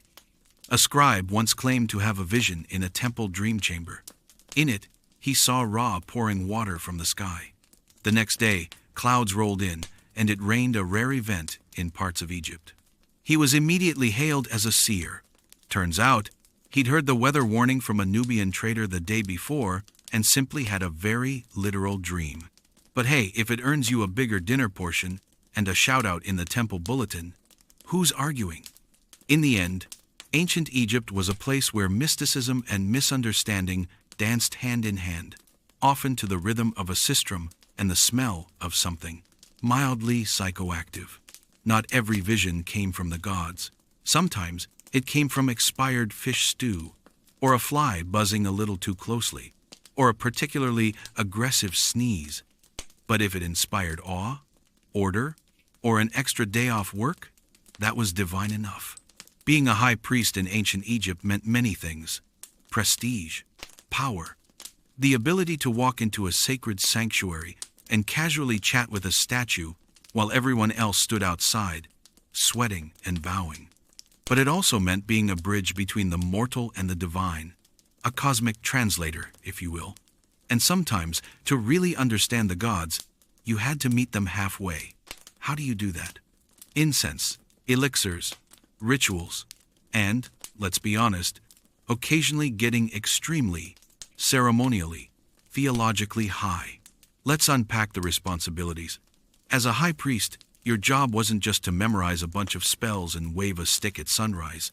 You had to maintain cosmic order literally, ma'at, the balance of all things. The Nile had to flood at the right time. Crops had to grow. The sun had to rise. And if it didn't, you were the one everyone blamed. No pressure. Naturally, this required divine communication.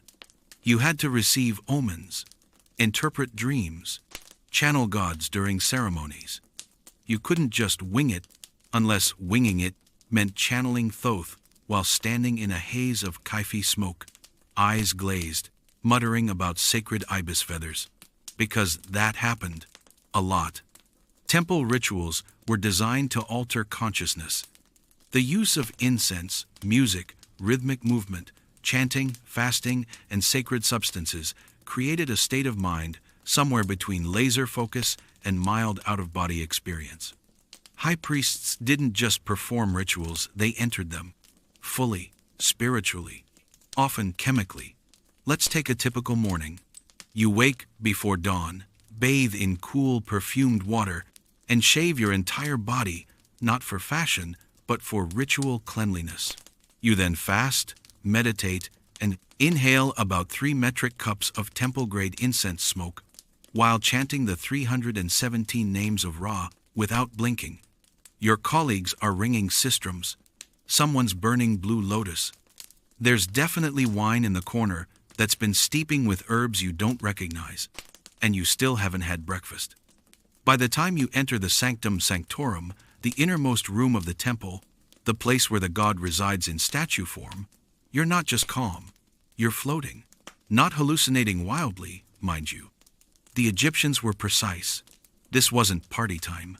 This was ritual elevation, reaching a mental state where the spiritual realm felt closer, where the statue of Amun might blink, where you might hear Sekhmet speak in a whisper made of wind and bronze, where you weren't pretending to hear the gods, you actually did.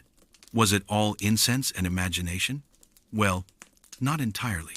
There's mounting evidence that cannabis, blue lotus, and possibly other psychoactive plants were used in religious contexts, especially by those in the highest ranks. These substances were infused into wine, smoked in ceremonies, or absorbed through oils, and they were used not to party, but to pierce the veil. Think of it as controlled transcendence. You didn't take something to escape reality. You took something to enter a more sacred version of it. Of course, some priests probably overdid it. History doesn't record them, but we can imagine. A high priest swaying a little too hard during a solar invocation, mistaking a temple cat for Bastet, mid-transformation, or writing down oracles so poetic even they couldn't remember what they meant the next day. But for the most part, the high priests were experts at walking that fine line between clarity and ecstasy. Spiritual astronauts grounded in ritual, but soaring in the incense-thick skies of altered perception. They were quite literally high-functioning. So next time someone uses high priest as a priest, metaphor for power or self-importance, remember, the original high priests weren't just fancy administrators. They were divinely baked diplomats, carrying messages between realms, all while wearing 40 pounds of gold and not knocking over a single oil lamp. Respect. You're dead. Not metaphorically. Not emotionally. Actually, literally, capital D, dead. Your body's been mummified, your organs are now in stylish jars, and your relatives have left a few loaves of stale bread and a petrified duck in your tomb, just in case. But your journey isn't over. It's just beginning. Welcome to the Egyptian afterlife, where the dead must navigate a terrifying, trippy, and wildly bureaucratic underworld. And no, you don't get a map, you get a scroll. A long, beautifully illustrated, vaguely threatening scroll. The Book of the Dead. Despite its dramatic name, the Book of the Dead isn't a book, and it's not exactly dead. It's a collection of spells, rituals, affirmations, and cheat codes meant to help your soul survive the afterlife. Think of it as the original survival guide, complete with crocodile demons, reverse gravity rivers, talking doors, and a scale that can permanently ruin your eternity if your heart's a little heavy with guilt. Fun, but let's be honest, reading the Book of the Dead feels a lot like someone took an ayahuasca trip and turned it into a group project.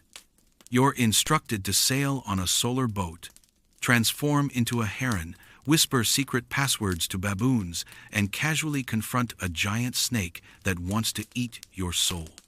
There's a section where you have to convince 42 different deities that you haven't lied, stolen, killed, or oddly specifically sneezed in a temple without permission.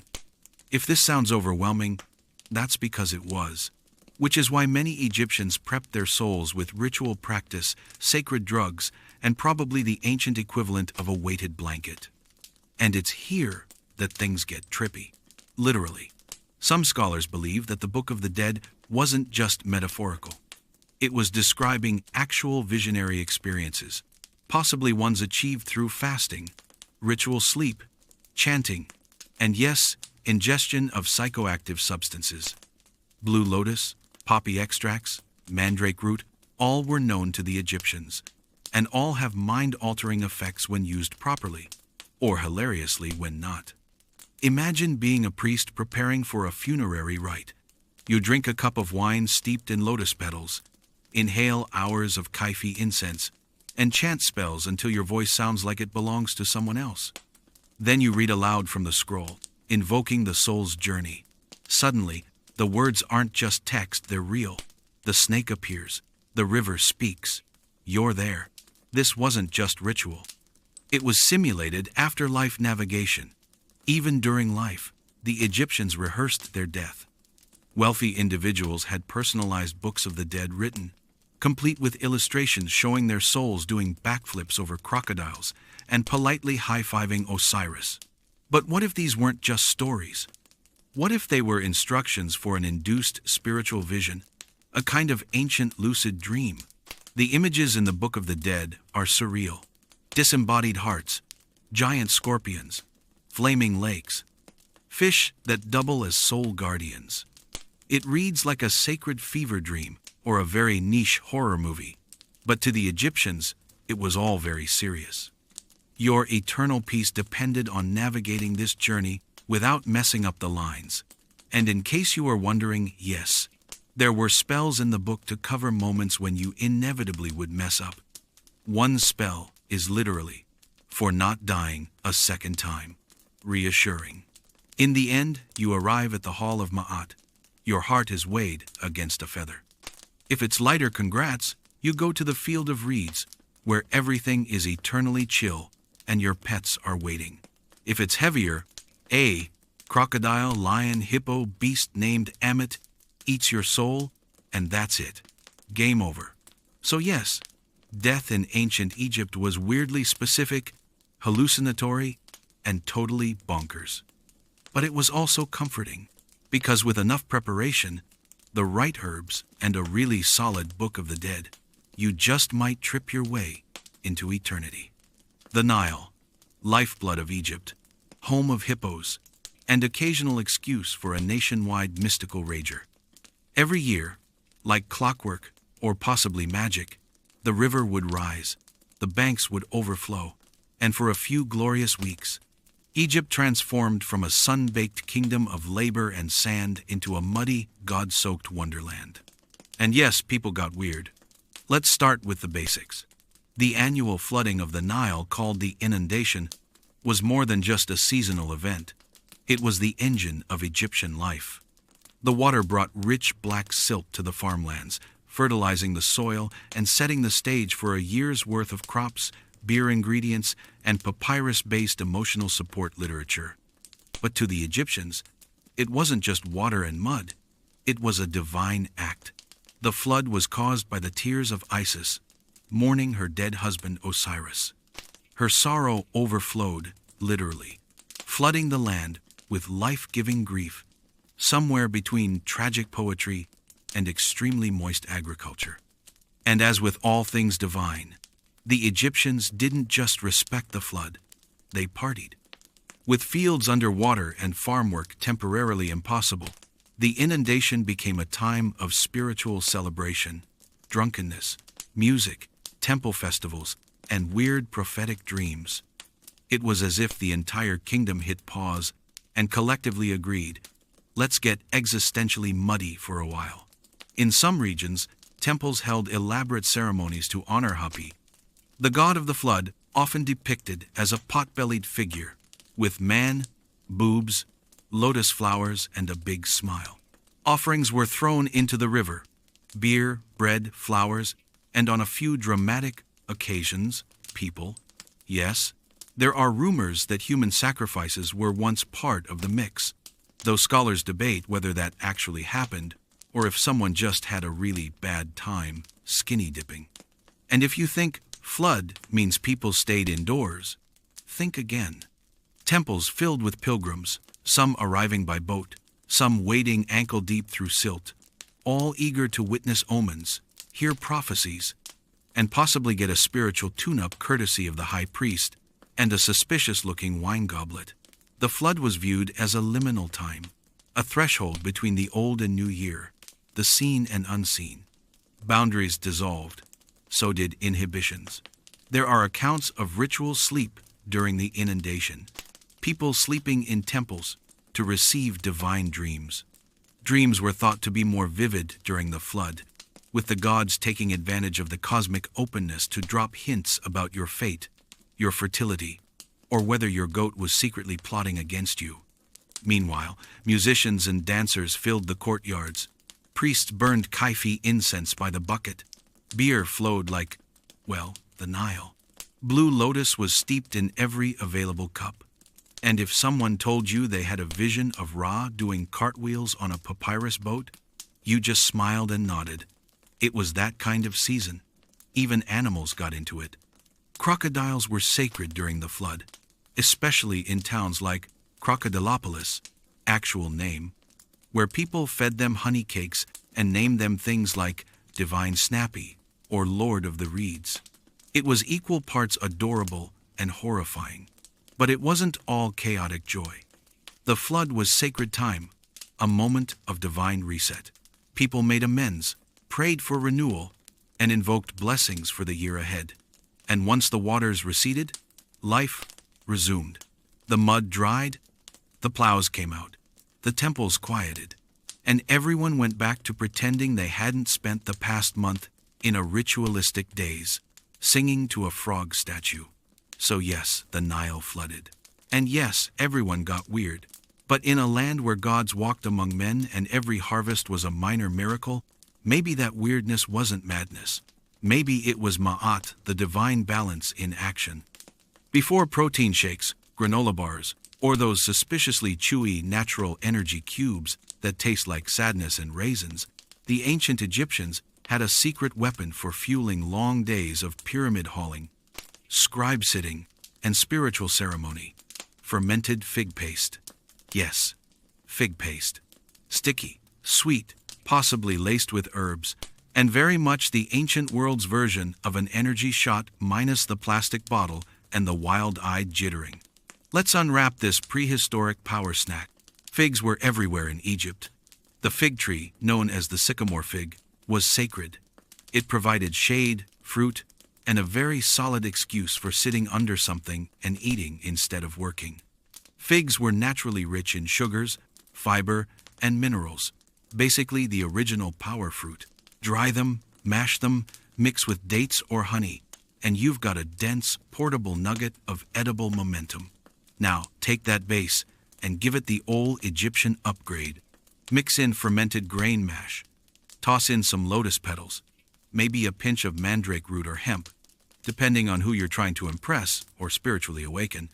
And suddenly, your mid-morning snack becomes a mystical edible, with both caloric and cosmic benefits.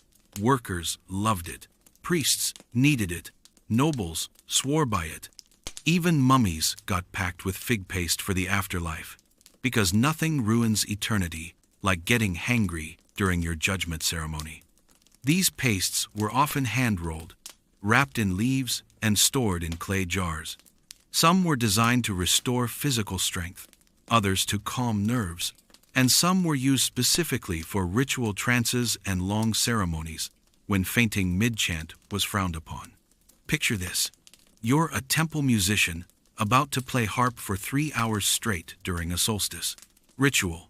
Your fingers are cramping, your stomach is growling, and your priest just gave you a stop being mortal look. So you sneak a bit of fermented fig paste, just a bite, and suddenly the rhythm flows. Your body lightens. You feel strangely connected. That's not placebo. That's the glucose hallucinogen combo kicking in. Of course, not all fig pastes were psychedelic. Most were just dense, nutritious fuel for workers and travelers. The Egyptian military issued them as rations. Builders ate them during pyramid construction. Farmers packed them in reed baskets next to onions and lukewarm beer, the original field lunch. But in religious and elite circles, these snacks got fancy. Some versions were infused with sacred herbs, like blue lotus for euphoria, frankincense for purification, or even poppy resin for pain relief, or, let's be honest, spiritual detachment. Others were used in love potions, shaped into heart-like forms, and shared during fertility festivals, part aphrodisiac, part, "You look amazing in that linen tunic" fuel. There are even scrolls describing fig paste as a cure for melancholy. Feeling down? Take 2 bites, lie in the sun, and wait until you feel like Horus is whispering compliments into your ears. Modern archaeologists have discovered remnants of these pastes in tombs, little balls of dried fruit, still clinging to fig skins, and traces of herbs. Some were so well preserved that researchers could identify the ingredients: fig, honey, barley, dates, and faint traces of psychoactive plants. In other words, these were not your grandmother's fig Newtons. So next time you reach for a trendy organic date bar, or pay $8 for something advertised as ancient fuel, just remember, the Egyptians were doing it thousands of years ago, in a loincloth. With 0 preservatives and a full calendar of sun-worshipping events to get through, they didn't need caffeine. They had fig paste. They didn't need branding. They had gods. And sometimes, just sometimes, they had a little something extra in the mix to keep the vibes right. Whether you were hauling limestone, invoking deities, or preparing for your posthumous journey through a crocodile-infested underworld. Fuel for the body, fuel for the soul, wrapped in a leaf, and maybe just a little illegal today. Sleep is usually when your brain does laundry, scrubbing out the weirdness of the day, filing memories, and occasionally conjuring dreams about being late to a meeting while riding a camel made of bread. But in ancient Egypt, sleep could be much more. It was sacred. It was intentional. It was a divine hotline. Welcome to the world of temple sleepovers, where you didn't just dream, you dreamed with purpose, and possibly with a little help from some very persuasive incense.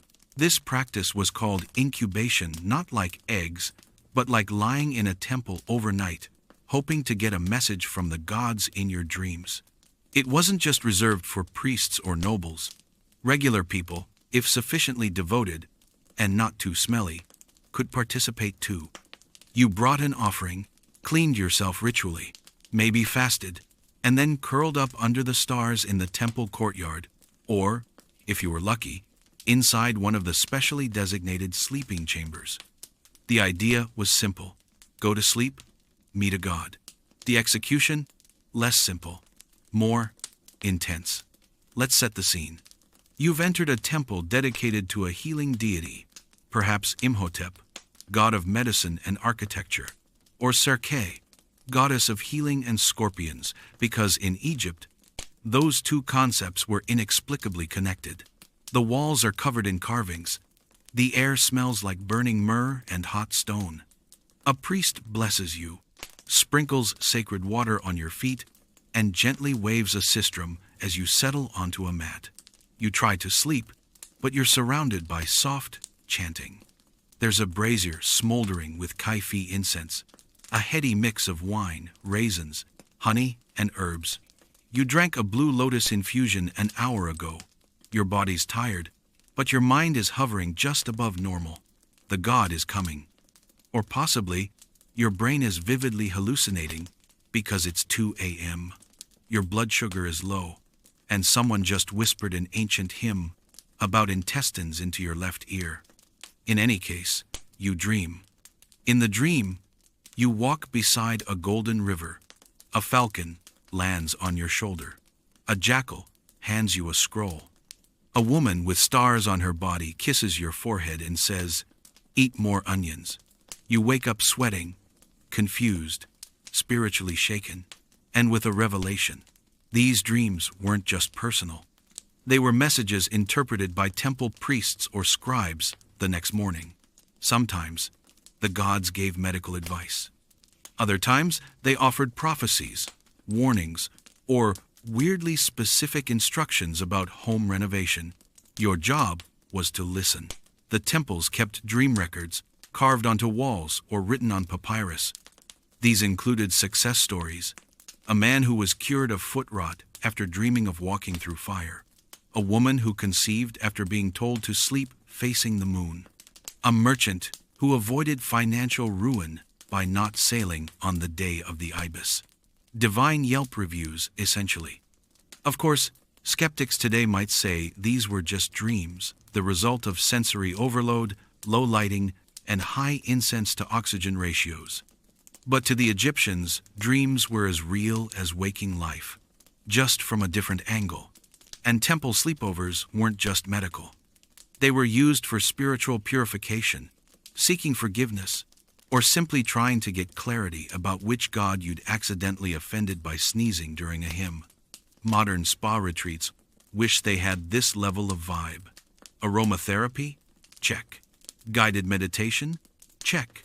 Soft lighting and obscure chanting? Double check. Mild psychoactive plant tea served in a clay cup by a man with eyeliner? You're in ancient luxury now. In a world where life was short, death was complicated, and gods were always watching, the temple sleepover offered something rare. Access. Not through status or bloodline, but through surrender, stillness, and the willingness to listen while unconscious. So yes, the Egyptians invented dream therapy, and they did it with style, ceremony, and just a touch of cosmic weirdness. If you've ever dozed off to ambient rain sounds, spa flutes, or meditative whale jazz on YouTube, congratulations, you've tapped into something the ancient Egyptians mastered thousands of years ago. Except their version didn't involve headphones or algorithmic playlists. It involved harps, sistrums, chants, drums, and the full, soul-vibrating belief that music was the sound of the gods breathing. In ancient Egypt, music wasn't background noise. It was ritual technology, a tool to open spiritual doors, soothe chaotic energy, and literally tune the body and soul to divine frequencies. If you were near a temple and heard the first low hum of a chant, or the metallic shimmer of a sistrum shaking in the wind, you knew something was happening. And it wasn't just a concert. It was cosmic alignment. Let's walk through the temple playlist. First up, the chant. Chanting was the backbone of temple rituals, repetitive, rhythmic, and hypnotic. Priests and priestesses chanted sacred names, spells, and invocations with a cadence that was part song, part breath control, part spiritual Morse code. These weren't spontaneous tunes. They were memorized, practiced, and performed at specific pitches and volumes, believed to resonate with different gods and trigger spiritual presence. Need to summon Hathor? There's a chant for that. Trying to ward off Set's chaos energy? Chant louder. Just want to avoid smiting? Chant politely, with feeling. Now add instruments. Egyptian temples used a surprisingly varied orchestra, including harps, soft and melodic, often played during rituals of healing, sleep, and masters, communication with gentle deities. Sistrums, handheld rattle-like instruments with metal bars that jingled when shaken. These were specifically sacred to Hathor and believed to dispel evil spirits. Also excellent for waking up dozing initiates. Drums, both frame drums and larger ones, used for ceremonies that required rhythmic entrancement, like trances, dream rituals, and fertility dances. Flutes and double reeds, instruments that mimicked natural sounds, like wind or birdsong, ideal for rituals tied to creation, myths, or transformation. The result? A wall of sound that wasn't just heard, it was felt, echoing off stone, weaving between columns, vibrating in the chest. Worshippers didn't just listen. They entered the sound, like stepping into a sacred river made of harmony. And then came the dancers. Music in the temple wasn't passive. It involved movement, often performed by specially trained women known as chantresses of the god. These weren't party dancers. They were sacred performers, combining gesture, rhythm, and intention to tell stories, embody emotions, and enhance the ritual's spiritual punch. Imagine the scene. A darkened temple lit only by oil lamps. Priests chanting the names of deities. Incense curling through the air. A harpist playing slowly, with fingers worn smooth by decades of devotion.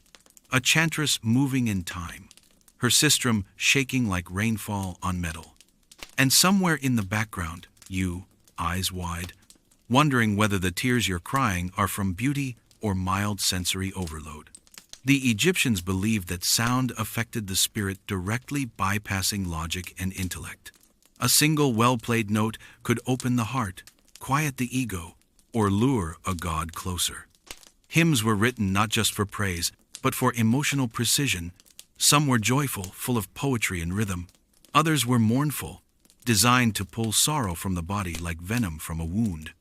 These soundscapes weren't random. They were engineered, the spiritual predecessors of sound baths and vibrational therapy.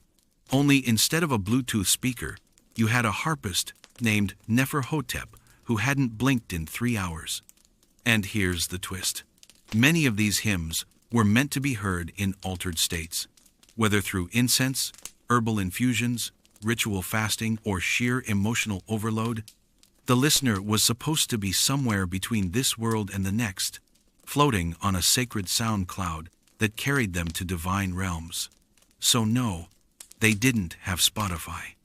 But they did have Sonic Transcendence Deluxe Edition, because in ancient Egypt, music wasn't entertainment, it was enchantment.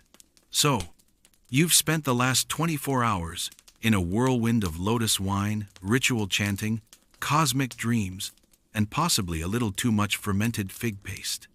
You danced at Hathor's temple, flirted with a priest who may or may not have been channeling Osiris, and had a long conversation with a cat that gave surprisingly solid life advice. You communed with the divine.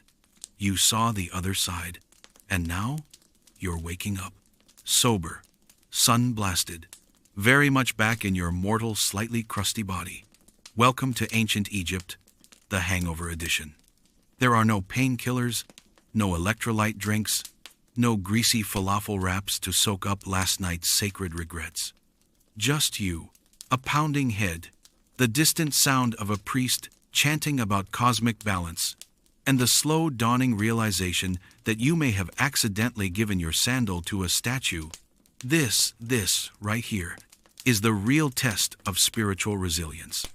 Let's assess the damage. Your mouth is dry, like chewed on papyrus dry. You stumble toward a basin, rinse with water that tastes faintly of copper and old frog, and try to piece together what happened. You remember music. You remember floating. You remember someone offering you something that tasted like perfume and promises. You remember whispering, "I am the lotus. I am the feather. I am not the nen." Duck at least 3 times. And now? Now your stomach is doing sacred geometry, and your temples are pounding like you're being personally judged by the 42 minor gods of headache. Your linen tunic is inside out. Your feet are dusty. Your aura is questionable. Welcome to post-ritual reality. The Egyptians, ever prepared, actually did have hangover remedies, because when your religion encourages euphoric trance states, you build in recovery protocols. One classic fix: infusions of celery and coriander soaked in wine. That's right, more wine. Because even 3,000 years ago, the Egyptians knew the rule of hair of the god that bit you. If that didn't work, you might get a poultice of crushed papyrus leaves applied to your temples. Or someone might chant a healing spell at your face until you felt better out of sheer discomfort. Another remedy? Cold beer and bread, thick, yeasty, and dense enough to absorb both alcohol and embarrassment. Throw in a few dried figs and a nap in the shade, and you might feel just human enough to resume pretending you didn't try to interpret your own shadow as a divine message the night before. But for those who had to go back to work, things were rough. Imagine standing in the blazing sun, trying to chisel hieroglyphs into a wall while gently vibrating from too much sacred wine and not enough water. Every symbol you carve looks vaguely like a cat. You're not sure if that's a mistake or a vision. Either way, it's getting approved by someone. Even the high priests weren't immune. Yes, they were divine intermediaries, but also human beings who sometimes forgot how many cups of vision-enhancing libation they'd consumed. More than one priest probably stumbled into the wrong sanctuary, tried to talk to the ibis statue, and spent the next hour pretending it was all part of the ceremony. And what about the common folk? For them, post-festival life meant getting back to the grind fields to plow, bricks to haul, goats to chase. No PTO, no wellness days, just a pounding head and a hope that nobody noticed you called your neighbor Ra incarnate during the previous night's lotus-fueled enlightenment. But here's the thing, they did it all with grace. The Egyptians understood that ecstasy and exhaustion were two sides of the same sacred coin. That to touch the divine, you sometimes had to wobble your way through a hangover with nothing but determination, leftover incense, and half a date cake. Because waking up sober in ancient Egypt wasn't just unpleasant, it was proof that you'd lived, danced, worshipped, and maybe, just maybe, gotten a little too close to the gods. And somehow, that was kind of the point. The haze lifts, the story sleeps, so you made it. You danced with priestesses, drank sacred wine with fig-stained hands, inhaled incense thick enough to coat your soul, and chatted casually with jackal-headed deities about your heart's weight and whether your sandals matched your karmic energy. You survived the Blue Lotus, the Book of the Dead, and the world's oldest hangover, all without air conditioning, antibiotics, or even the luxury of sleeping in without someone chanting beside your face at sunrise. That's no small feat. Ancient Egypt was glorious, weird, beautiful, pungent, and profoundly extra. A civilization that took everything seriously, including joy, especially joy. They believed ecstasy could be holy, that a hangover could be a form of worship, and that your dreams might contain the entire instruction manual to your soul's eternal future. That's not history. That's human. So tonight, as you lie in your clean bed with your full set of teeth in a fridge that doesn't involve crocodile surveillance, take a breath. Let the imaginary incense fade. Let the visions of dancing hippos and hallucinated cats soften. And maybe, just maybe, whisper a quiet thank you to those ancient souls who figured out how to combine sacred rituals with substances that would absolutely get you flagged by airport customs today. Because history may be full of suffering and scorpions, but it's also a reminder that humans are stubborn, hopeful, and deeply committed to weird but wonderful solutions to the chaos of life. And now, let your body rest, your thoughts drift, and your soul float gently down the Nile of sleep. You've earned it. Good night. And may your dreams be filled with gods who smell like lotus and sound like harp music.